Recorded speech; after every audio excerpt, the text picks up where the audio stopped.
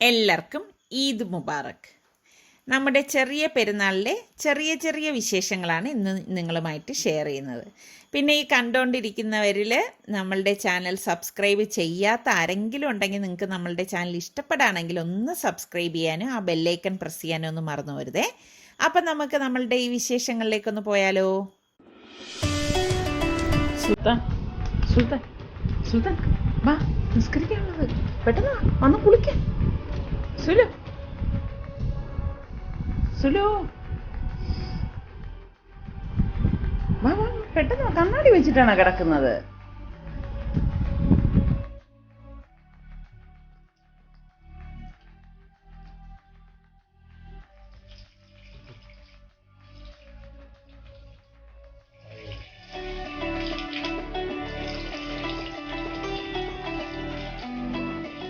നിങ്ങൾ പലരും ചോദിക്കത്തില്ലേ നിസാറിക്കയുടെ തല എങ്ങനെയാണ് മെയിൻറ്റെയിൻ ചെയ്യുന്നത്, എപ്പോഴും ഇങ്ങനെ മുട്ടയായിട്ടിരിക്കുന്നത്. ചിലർ ചോദിക്കാറുണ്ട് മുടി കിളിർക്കണില്ലേ നിസാറിക്കാക്കുന്നത്. മുടിയൊക്കെ നന്നായിട്ട് കിളിർക്കണൊക്കെ ഉണ്ട്, പക്ഷെ കിളിർക്കാൻ അനുവദിച്ചാലല്ലേ അത് വരത്തുള്ളൂ. ഡെയിലി ഒരു അരമണിക്കൂർ ഇപ്പം സുബൈ നിസ്കാരം കഴിഞ്ഞിട്ട് ഇതാ പെരുന്നാൾ നിസ്കാരിക്കുന്നതിന്റെ ഇടയിൽ ഇതാ തല ഷേവ് ചെയ്യാനായിട്ട് കയറിയതാണ്. 10 കേട്ടോ. ഇങ്ങനെ തേച്ച് ഇങ്ങനെ ഒരു പോളിഷ് പോലെ ആക്കി ചില സമയം തല മുറിഞ്ഞിട്ട് ബ്ലഡും വരും കേട്ടോ. അപ്പൊ ഇതാണ് തല കുളിക്കാൻ പോയിരിക്കുന്നത്. ഇതാണ് തല എന്താ പറയാ മുട്ടത്തല കാക്കുന്നതിന്റെ രഹസ്യം.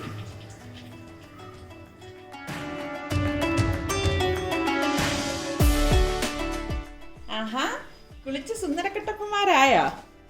മുടി വെട്ടണമായിരുന്നു അല്ലേ മോനെ? മുടി ഒരുപാട് വളർന്നു. ഈ പെരുന്നാളിന് മുടി വെട്ടണം എന്നൊക്കെ വിചാരിച്ചിരുന്നതാണ്. അപ്പോഴാണ് ലോക്ക്ഡൌൺ ആയത് അല്ലേ സുൽ? റിച്ചുവിന്റെ മുടിയും ഒരുപാട് വളർന്നിട്ടുണ്ട് അല്ലേ റിച്ചു? ആ, പിന്നെ അവന് എന്ത് സുൽത്താനം ചെയ്യണോ അത് തന്നെ റിസ്വാനും ചെയ്യണം അല്ലേ? പിന്നെ വാപ്പ കുളിച്ചിറങ്ങാൻ നോക്ക്, നിസ്കരിക്കാൻ നേരമായി. വിളിക്ക്.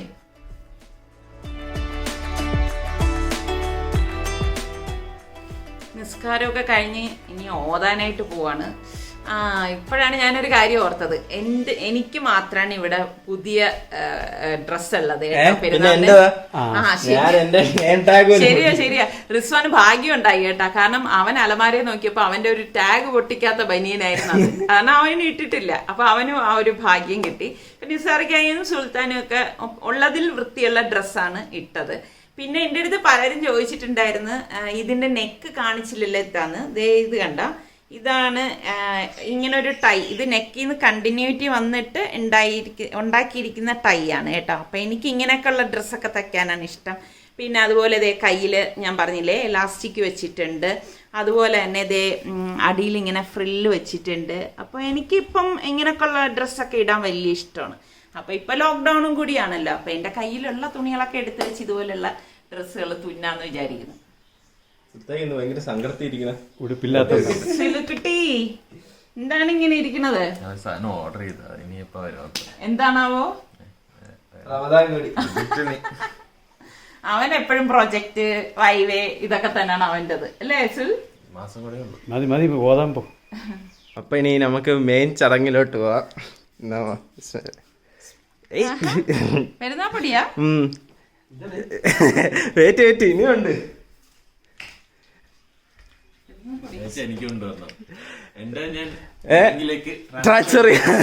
ഇത് വേറൊന്നുമല്ല. ഇല്ല വാപ്പ അന്ന് പാല് വാങ്ങിക്കാൻ വേണ്ടി 2 ആഴ്ച മുമ്പ് പറഞ്ഞിരുന്നു. അപ്പൊ അതിന്റെ ബാക്കിയാണിത്. ഞാൻ കൊടുത്തില്ലായിരുന്നു, എന്റെ ടേബിളിൽ വെച്ചിരുന്നു.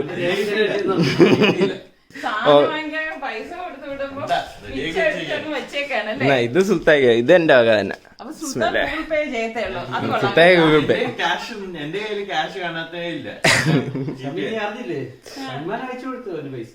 ഓ, രാവിലെ അയച്ചെന്ന് സൽമാൻ ഇവന് അയച്ചല്ലേ?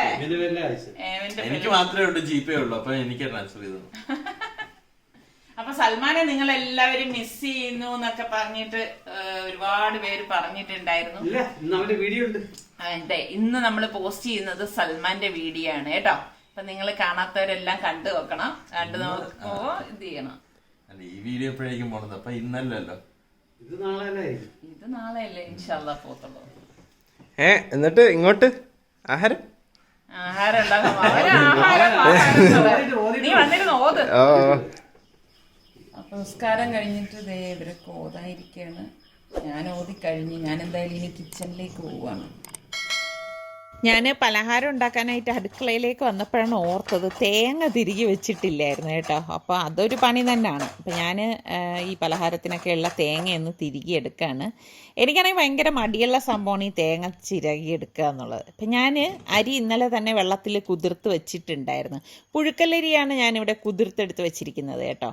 അപ്പോൾ വേറൊരു രീതിയിലുള്ള ഉറട്ടി ഉണ്ടാക്കാനാണ് ഞാനിപ്പം ഈ ഒരു പുഴുക്കലരി കുതിർത്ത് വെച്ചത്. അപ്പം ഞാനിത് 2 ബാച്ചായിട്ടാണ് അരച്ചെടുക്കാൻ പോണത്. അപ്പോൾ അരി ഇട്ടിട്ട് പാകത്തിനുള്ള ഉപ്പും ഇട്ട് അരി നെകക്കെയുള്ള ഇതുപോലെ വെള്ളം ഒഴിച്ചിട്ട് കുറച്ച് കട്ടിയിലാണ് നമ്മളിത് അടിച്ചെടുക്കുന്നത് കേട്ടോ. ഒരുപാട് ലൂസായിട്ട് അടിച്ചെടുക്കത്തില്ല, കാരണം നമുക്കിത് കുഴച്ചെടുക്കാനുള്ളതാണ്. അപ്പോൾ ഈ റവയുടെ പരുവമില്ലേ, ആ ഒരു പരുവം, ഒരു തരിതരിപ്പുണ്ടാവും. അല്ലാതെ ഫൈനായിട്ട് നമ്മളിത് അരച്ചെടുക്കണ്ട കേട്ടോ. അപ്പോൾ ഞാനിത് ഈ അടിച്ചെടുത്തതിനെ ഒരു ബൗളിലേക്ക് ഇതുപോലെ ഒന്ന് വെച്ചു കൊടുക്കുകയാണ്. അപ്പോൾ ഞാൻ കുറച്ചധികം അരി വെള്ളത്തിൽ ഇട്ടിട്ടുണ്ടായിരുന്നു, കാരണം ബാക്കി വന്നു കഴിഞ്ഞാൽ ഞാൻ ഫ്രിഡ്ജിൽ വെച്ചിട്ട് എടുക്കുകയാണ് ചെയ്യുന്നത്. അപ്പോൾ രണ്ടാമത്തെ ബാച്ചും ഇതുപോലെ അരച്ചെടുത്തത് ഇതുപോലെ ഈ ബൗളിലേക്ക് ഇട്ട് കൊടുക്കുകയാണ്. അതിനുശേഷം നമ്മളിതിലേക്ക് ചിരകി വെച്ചിരിക്കുന്ന തേങ്ങ മിക്സിയുടെ ജാറിലേക്ക് ഞാൻ ഏകദേശം 2-3 പിടി തേങ്ങ ഇതുപോലെ ഇട്ട് കൊടുക്കും. പിന്നെ ചെറിയ ചുവന്നുള്ളി ഉണ്ടല്ലോ, അത് ഒരു 2 എണ്ണം ഇട്ട് കൊടുക്കും. ഒരുപാട് ചുവന്നുള്ളി ചേർക്കണ്ട കേട്ടോ. പിന്നെ നമുക്ക് വേണ്ടത് 1 ടേബിൾ സ്പൂൺ പെരിഞ്ജീരകവും പാകത്തിനുള്ള ഉപ്പും ഇട്ടിട്ട് ഒന്ന് കറക്കിയെടുക്കും. വെള്ളമൊന്നും ചേർക്കത്തില്ല കേട്ടോ, ഒന്ന് കറക്കിയെടുക്കത്തേ ഉള്ളൂ. അപ്പോൾ ഈ കറക്കിയെടുത്തത് നമ്മൾ ഈ അരച്ച് വെച്ചിരിക്കുന്ന മാവിൻ്റെ കൂട്ടിലേക്ക് ഇട്ട് കൊടുക്കും. പിന്നെ വറുത്ത അരിപ്പൊടി 1 കപ്പോളം ഞാൻ ഇട്ട് കൊടുക്കുകയാണ് ചെയ്യണത്. എന്നിട്ട് ഇതെല്ലാം കൂട്ടിയിട്ട് കൈകൊണ്ട് നന്നായിട്ടൊന്ന് കുഴച്ചെടുക്കും. അപ്പോൾ ഇത് ഈ ഒരു രീതിയിലാണ് നമ്മളിത് കുഴച്ചെടുക്കണം. നല്ലതുപോലെ കുഴച്ചെടുത്തിട്ടാണ് നമ്മൾ ഇനി ഈ ഉറട്ടി ഉണ്ടാക്കിയെടുക്കുന്നത്. അപ്പോൾ ഇതിന് കറിയായിട്ട് ഞാനിപ്പം ചിക്കൻ കറിയാണ് ഉണ്ടാക്കാനായിട്ട് പോകുന്നത്. അപ്പോൾ ഇതിവിടെ നല്ലതുപോലെ ഒന്ന് കുഴച്ചെടുത്ത് വെച്ച ശേഷം ഞാനിവിടെ മൺചട്ടിയാണ് എടുത്തത്. അടുപ്പത്തേക്ക് വെച്ചിട്ട് ഒരു 3 ടേബിൾ സ്പൂൺ വെളിച്ചെണ്ണ ഒഴിച്ചിട്ടുണ്ടായിരുന്നു. ഇതിലേക്ക് നമുക്ക് 1 ടീസ്പൂൺ ഉലുവയും 1 പിടി കറിവേപ്പിലയിട്ട് പൊട്ടിച്ചു കൊടുക്കണം. അതിനുശേഷം 1.5 ടേബിൾ സ്പൂൺ ജിഞ്ചർ ഗാർലിക് പേസ്റ്റും അതുപോലെ തന്നെ 5-6 പച്ചമുളക് ഒന്ന് ക്രഷ് ചെയ്തെടുത്തതും കൂടി ഇതിലേക്ക് ഇട്ടിട്ട് ഒന്ന് വഴറ്റി കൊടുക്കാം. അപ്പോൾ അത് ഈ വെളിച്ചെണ്ണയിൽ കിടന്ന് മൂത്ത് വരുമ്പോൾ നല്ല ഒരു മണം വരും. ആ സമയത്ത് നമ്മൾ ഇതിലേക്ക് സവാള ചേർത്ത് കൊടുക്കണം. ഞാനിവിടെ 3 സവാള ചോപ്പ് ചെയ്തെടുത്ത് വെച്ചിട്ടുണ്ട്. അപ്പോൾ സവാള ചേർത്തിട്ട് നല്ലതുപോലെ ഒന്ന് ഇളക്കി കൊടുക്കാം. അപ്പോൾ സവാള എല്ലാം നല്ലവണ്ണം വഴണ്ടി വരുമ്പോഴേക്കും നമുക്ക് പൊടികൾ ഇട്ട് കൊടുക്കണം. 2 ടീസ്പൂൺ മഞ്ഞൾപ്പൊടി, 1 ടീസ്പൂൺ കുരുമുളക് പൊടി, 2 ടീസ്പൂൺ ഗരം മസാലപ്പൊടി, 3 ടേബിൾ സ്പൂൺ മല്ലിപ്പൊടി, 3 table spoon Kashmiri chilli powder, പാകത്തിനുള്ള ഉപ്പ്. ഇത്രയും ചേർത്ത് ഇത് നല്ലതുപോലെ ആ പൊടിയുടെ പച്ച മണം മാറത്തക്ക രീതിയിൽ നമ്മളൊന്ന് ഇളക്കി കൊടുക്കണം. അതിനുശേഷം ഞാനിവിടെ 2 ടൊമാറ്റോ ചോപ്പ് ചെയ്തെടുത്ത് വെച്ചിട്ടുണ്ട്. ചെറിയ ടൊമാറ്റോ ആണ് ഞാനിവിടെ എടുത്തത്. അതും കൂടി ഇതിലേക്ക് ഇട്ടിട്ട് ഇളക്കി കൊടുക്കാം. അത് നല്ലതുപോലെ വഴണ്ടി വരുന്ന സമയത്ത് നമുക്ക് ഈ ചോപ്പറിലേക്ക് ഈ മസാലയിൽ നിന്ന് 2 ടേബിൾ സ്പൂണോളം മസാല ഇട്ടിട്ട് ഒന്ന് അടിച്ചെടുക്കണം. വെള്ളമൊന്നും ചേർക്കേണ്ട ആവശ്യമില്ല കേട്ടോ. അപ്പോൾ ഈ അടിച്ചെടുത്ത് കൊണ്ടുവന്നിരിക്കുന്ന ഈ ഒരു മസാല നമ്മൾ വീണ്ടും ഈ മസാലക്കൂട്ടിലേക്ക് ഇട്ടിട്ട് ഇളക്കി കൊടുക്കും. അപ്പോൾ ഇങ്ങനെ ചെയ്യണം എന്തെന്ന് വെച്ചാൽ നമുക്ക് കറിക്ക് ഒരു കൊഴുപ്പും കിട്ടും, ഒരു പ്രത്യേക ടേസ്റ്റും ആയിരിക്കും. അതിനുശേഷം ഞാനിവിടെ 1.5 കിലോയോളം ചിക്കൻ കഴുകി വൃത്തിയാക്കി എടുത്ത് വെച്ചിട്ടുണ്ട്. അപ്പോൾ ചെറിയ പീസായിട്ടാണ് കട്ട് ചെയ്തിരിക്കുന്നത്. അതും കൂടി ഇതിലേക്ക് ഇട്ടിട്ട് എല്ലാം കൂട്ടിയിട്ട് നല്ലതുപോലെ ഒന്ന് യോജിപ്പിച്ചെടുക്കാം. അതായത് ഈ മസാലയൊക്കെ ഈ ചിക്കനിൽ പിടിക്കത്തക്ക രീതിയിൽ നമ്മളൊന്ന് ഇളക്കി കൊടുക്കണം കേട്ടോ. അപ്പോൾ മൺചട്ടി ആയതുകൊണ്ട് തന്നെ നമുക്കിത് നല്ല ടേസ്റ്റ് ആയിരിക്കും ഇതിൽ ഇതുപോലെ കറിയാക്കി എടുക്കുമ്പോൾ കേട്ടോ. അതിനുശേഷം ഞാനിവിടെ 1 പിടിയോളം കറിവേപ്പില ഇതുപോലെ ഒന്ന് ഇട്ടിട്ട് വീണ്ടും ഒന്ന് ഇളക്കി കൊടുക്കും.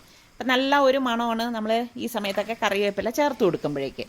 പിന്നെ ഞാൻ ഈ ബ്ലെൻഡറിലേക്ക് ഏകദേശം 1/2 കപ്പോളം വെള്ളം ഒഴിച്ചിട്ട് ഇതിലേക്ക് ഒഴിച്ചു കൊടുക്കുന്നുണ്ട്. എന്നിട്ട് ഇത് നല്ലതുപോലെ മിക്സ് ചെയ്ത ശേഷം അടച്ച് വെച്ച് വേവിച്ചെടുക്കും. അപ്പോൾ ഇടയ്ക്കിടയ്ക്ക് നമ്മൾ ഈ അടപ്പൊന്ന് മാറ്റിയിട്ട് ഇതൊന്ന് ഇളക്കി കൊടുക്കും കേട്ടോ. അപ്പം ഈ ചിക്കനിൽ തന്നെ ചാറൂറി വരികയും ചെയ്യും. അപ്പോൾ കറക്റ്റ് പരുവത്തിന് നമുക്കിവിടെ ചാറായിട്ട് വന്നുകൊണ്ടിരിക്കുകയാണ്. അപ്പോൾ ഇതുപോലെ നമ്മൾ ഇളക്കി മിക്സ് ചെയ്തെടുക്കും. അപ്പം 10-20-25 മിനിറ്റ് ആകുമ്പോൾ തന്നെ നമ്മുടെ ചിക്കൻ കറി റെഡിയാവും. അപ്പം ശ്രദ്ധിക്കേണ്ട കാര്യം ഇടയ്ക്കിടയ്ക്ക് അടപ്പ് മാറ്റിയിട്ട് ഇതുപോലെ ഇളക്കി കൊടുത്തുകൊണ്ടിരിക്കണം. അപ്പം ഞാൻ ഇതുപോലെ ഇടയ്ക്കൊക്കെ ഇളക്കി കൊടുക്കുന്നുണ്ട്. അപ്പം ഇതിൻ്റെ ഇടയിലാണ് ഞാനിനി പലഹാരം ഉണ്ടാക്കാനായിട്ട് പോകുന്നത്. അപ്പം ഞാൻ ദേ ഒരു കട്ടിംഗ് ബോർഡിൻ്റെ പുറത്ത് ഇതുപോലെ ഒരു പ്ലാസ്റ്റിക് കവർ വെച്ചിട്ടുണ്ട്. അതിലേക്ക് നമ്മൾ കുഴച്ച് വെച്ചിരിക്കുന്ന മാവ് ഒന്നും കൂടി ഒന്ന് കുഴച്ചിട്ട് ഇതുപോലെ ഉരുളയാക്കിയിട്ട് ഞാൻ ഈ പ്ലാസ്റ്റിക് കവറിലേക്ക് വച്ചിട്ട് ഇതുപോലെ കൈ കൊണ്ടൊന്ന് പരത്തിയെടുക്കും കേട്ടോ. അപ്പോൾ ഇതിൻ്റെ ഷേപ്പ് കിട്ടാൻ വേണ്ടിയിട്ട് ഞാൻ ചെയ്യണമെന്ന് വെച്ചാൽ ഒരേ അളവിന് കിട്ടാൻ വേണ്ടിയിട്ട് ഇതുപോലെ ഒരു അടപ്പ് കൊണ്ട് ഒന്ന് ഷേപ്പാക്കി കട്ട് ചെയ്തെടുക്കും. ഇത് ഇങ്ങനെ ചെയ്യുമ്പോൾ നമുക്ക് എളുപ്പത്തിൽ നമുക്കിത് റെഡിയാക്കി എടുക്കാൻ പറ്റും കേട്ടോ. അപ്പോൾ അതെ ഇതുപോലെ കിട്ടിയിട്ടുണ്ട്. അപ്പം നമുക്കിതിനെ ചൂടായ പാനിലേക്ക് ഇട്ടിട്ട് ചുട്ടെടുക്കാം. അപ്പോൾ ഞാനിവിടെ ഒരു അത്യാവശ്യം വലിപ്പമുള്ള ഒരു പാനാണ് എടുത്തിരിക്കുന്നത്. അപ്പോൾ ഈ പാനിലാകുമ്പോഴേക്ക് ഒരു 3 എണ്ണമൊക്കെ നമുക്ക് ഈ ഒരു സൈസിന് ഒരുമിച്ച് ചുട്ടെടുക്കാൻ പറ്റും. അപ്പോൾ ഞാൻ ഈ ആദ്യം ഇട്ടതിനെ ഒന്ന് നീക്കി കൊടുത്തിട്ട് ബാക്കി റെഡിയായതൊക്കെ ഇതുപോലെ വെച്ചിട്ട് ചുട്ടെടുക്കുകയാണ് ചെയ്യണത്. അപ്പോൾ 3 എണ്ണം വെച്ച് നമ്മളിത് റെഡിയാക്കി എടുക്കുമ്പോൾ എളുപ്പം ജോലി കഴിയുകയും ചെയ്യും. അപ്പോൾ ഒരു സൈഡ് റെഡിയാകുമ്പോൾ നമ്മൾ മറിച്ചിട്ട് കൊടുക്കും. പിന്നെ ഇത് റെഡിയായ ശേഷം നമ്മൾ ഇതുപോലെ എടുത്തിട്ട് കാസറോളിൽ വെച്ചിട്ട് അടച്ചു വെക്കുകയാണ് ചെയ്യുന്നത്. അപ്പോൾ ഇതുപോലെ തന്നെ ബാക്കിയിരിക്കുന്നത് ഞാൻ ഇതുപോലെ പരത്തിയിട്ട് ചുട്ടെടുക്കുകയാണ് ചെയ്യണത്. അപ്പോൾ ഇപ്പം ഞാൻ അത്യാവശ്യത്തിനുള്ളത് ചുട്ടെടുത്തിട്ട് ബാക്കി മാവ് ഫ്രിഡ്ജിൽ വെക്കുകയാണ് ചെയ്യണത് കേട്ടോ. അപ്പോൾ നമ്മുടെ ചിക്കൻ കറി ഞാനിവിടെ ഒരു 10-15 മിനിറ്റ് കഴിഞ്ഞ ശേഷം ഇതുപോലെ വീണ്ടും അടപ്പ് തുറന്ന് ഇതുപോലെ ഒന്ന് ഇളക്കി കൊടുക്കുന്നുണ്ട്. ഞാൻ ഈ ചുടുന്നതിൻ്റെ ഇടയിൽ തന്നെയും ചിക്കൻ കറിയുടെ അടപ്പ് മാറ്റിയിട്ട് ഇതുപോലെ ഇളക്കി കൊടുക്കുന്നുണ്ടായിരുന്നു കേട്ടോ. അപ്പം ഞാൻ അതിൽ നിന്ന് കുറച്ച് ചിക്കൻ ഒന്ന് മാറ്റി വെച്ചിട്ടുണ്ടായിരുന്നു ഇവർക്ക് പൊരിക്കാൻ വേണ്ടിയിട്ടാണ്. അപ്പോൾ അതിൽ ഞാൻ ഇഞ്ചി വെളുത്തുള്ളി പേസ്റ്റും മഞ്ഞപ്പൊടി, മുളക് പൊടി, കുരുമുളക് പൊടി, മല്ലിപ്പൊടി ഇടത്തില്ല കേട്ടോ. ഇത്രയും പൊടികളും പാകത്തിനുള്ള ഉപ്പും ഇട്ടിട്ട് ഇതൊന്ന് മിക്സ് ചെയ്ത് മാറ്റി വെക്കുകയാണ് ചെയ്യുന്നത്.